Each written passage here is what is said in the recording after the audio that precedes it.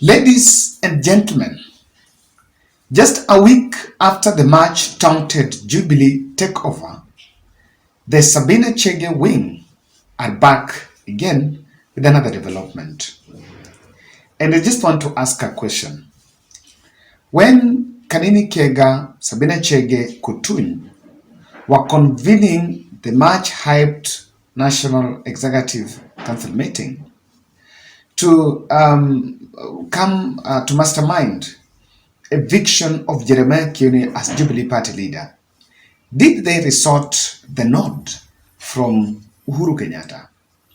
Or okay, when they went to State House to meet President William Ruto, did they really sought a nod from former President Uhuru Kenyatta? I am asking this because I'm a bit shocked.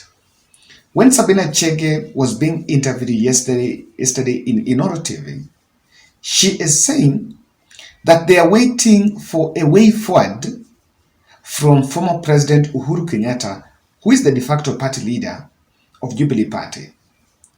But then, which way forward are they looking for if themselves they moved, they signed, they went, visited William Ruto, had an agreement, they came back, staged a coup at Jubilee Party, and they were specific.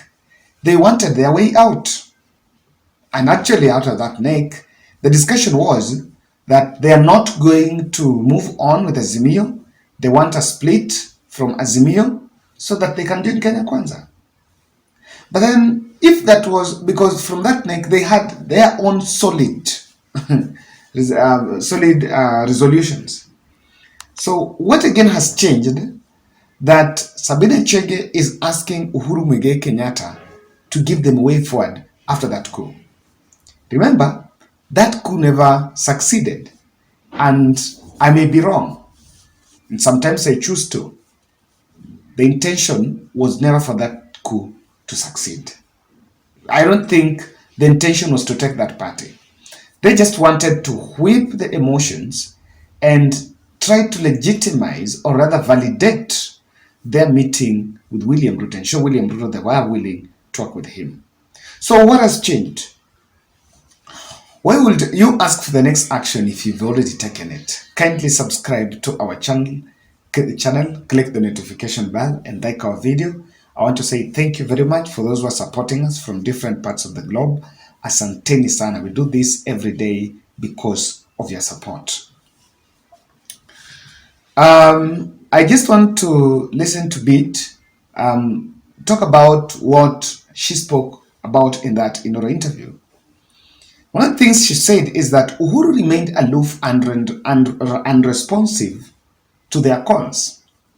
And despite of them taking that move to stage a coup on Jubilee Party, after waiting for direction from Uhuru Kenyatta, they saw Uhuru Kenyatta attending rally with Raila Odinga after Magoha's burial there. Now, that according to them was already an indication that Uhuru was not giving them audience. But we will also look at why Uhuru is avoiding them, or rather did not give them audience.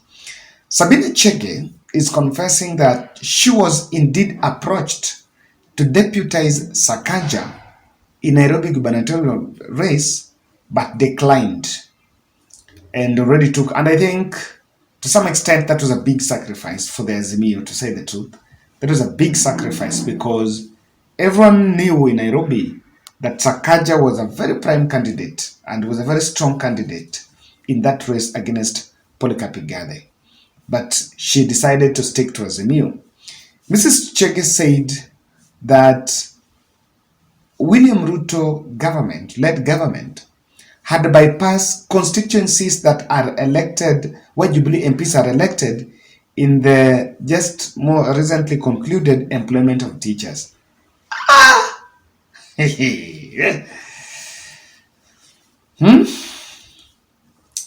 Most Jubilee members, I think they're 28, split again across the country with one governor, the Isiolo governor.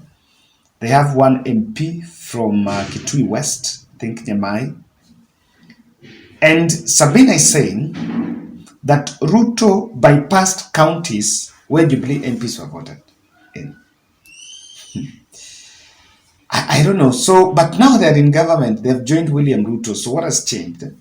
But should we normalize? Should we normalize that? I think someone need to fact check, because we had different criteria on how the current teachers' employment, or rather deployment, was done. Even though I remember me raising a question on why some Mount Kenya leaders who are side of UDA were mobilizing people from their constituencies and even meeting them ahead of an exercise that is purely supposed to be spearheaded by the TSC. But there seems to be a ground that maybe Sabina Chege is speaking from a point of knowledge. I don't have that data. I'm making an acknowledgement that government had been punishing Luo Nyanza for their political stand when it comes to development. Now, this is what happened in State House. This is what Sabina Chege is not telling you, and I want to tell you. In her quest, she's saying that Raila Odinga and Uhuru Kenyatta had the handshake in 2017, and allegedly, Raila abandoned some of his soldiers. And one person that everyone else normally talks about is Miguna. So from that is that they say is a premise, one of the premises they had when they were going to meet William Ruto. That, we've had a handshake before. And from what Sabina is not saying is that President Ruto might have told them that there could be an imminent handshake between Ruto and Raila. And if that handshake is to happen, then Raila will take the front seat and they'll remain behind. That I may be wrong, but I can also make a prediction that the ODM 9 rebels could also have been told the same story. That Raila is going for a handshake with him, or he might go for a handshake with Raila, and if that handshake is to happen, then they will be neutralized. And of course, for those who are the ODM 9 ODM rebels who might have made that move, they can also look at it differently and say that, of course, because there could be an imminent handshake with Raila, let's just move in because the ground will be neutralized. Just the same way to what happened to Ugenya MP, David Ucheng. That is what is going on. And from that, my assessment, Ruto, I don't think, gave tangible solutions or rather agenda to the breakaway Jubilee MPs. And I could see that largely it's of personal fortunes compared to what will be the national agenda that was being touted. Jubilee takeover did not have a clear objective. And that is why, even after it collapsed, they're still going back to Uhuru Kenyatta. What next? And let me tell you, the Jubilee Party constitution says, I've given power to an all-powerful party leader, who is President Uhuru Kenyatta, and the Secretary General. So all this process that were going on, at the end of the day, it will get to the desk of the party leader, Uhuru Kenyatta. And that's why Uhuru has not been giving them audience. I think he decided not to give them audience because already the silence was a communication. Because I can tell you, if Uhuru is to call Sabina Chege, Kanini Chege and all and say anything, in that meeting, those leaders already, they have allegiance to William Ruto. And it is political allegiance because many, they have already seen Uhuru Kenyatta as a man was left. And that's the truth. Uhuru Kenyatta has left active politics. And he doesn't now command a voice in the mountain. So UDA is popular in Mount Kenya, maybe as now with the Rigathis rants. And these leaders are not making move to Kenya Kwanza because of these other reasons, these other sweet talks they're giving. They're making it for to sit in political books with the voters. because that's they believe that they won because they lost because they stuck with Uhuru Kenyatta when Uhuru Kenyatta was not popular in the ground. So Uhuru Kenyatta cannot trust them. If Uhuru is to call them and tell them today that I want you to attend rallies because of this, I want you to stick rally because of this and this, or we are thinking about 2027, it will not take them. In fact, they will go to that meeting with phones and leak out those messages or leak out Uhuru Kenyatta's plans to to William Ruto, if indeed there is any. I am not saying that. So I think that's one thing that Uhuru has done. That is just giving them the silence as they move through, and it's something that can be seen that Uhuru actually just decided to sideline them. Personal fortune can be is going to be at stake. You know why I'm saying that is this. Rigathi Gachagua is telling you that Mimi Kazengo in State House needs to make sure that those who supported Uhuru Kenyatta, William Ruto, come first. Huwezi kuja huko unampinga pinga alafu sasa unakuja unataka kuwa mbele. Rigathi is saying it. Anasema kwa kamera, si eti anaficha kwa kamera. Akasema serikali ni kampuni, you invest. Kuna wale ambao wale shareholders.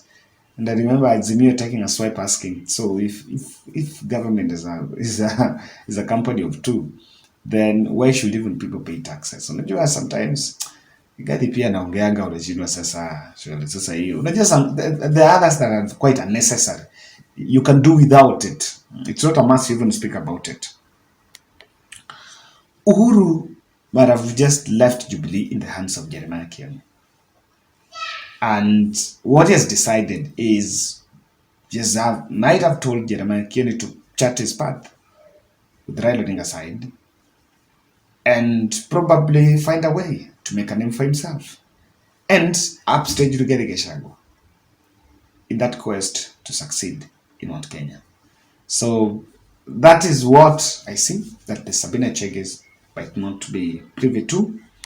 And clearly, I think they should not bother Uhuru Kenyatta. They have decided to join William Ruto, and it's fine. Uhuru has also decided, I'm not going to join now. So, which I don't think they should ask for next action by themselves. They have taken the action.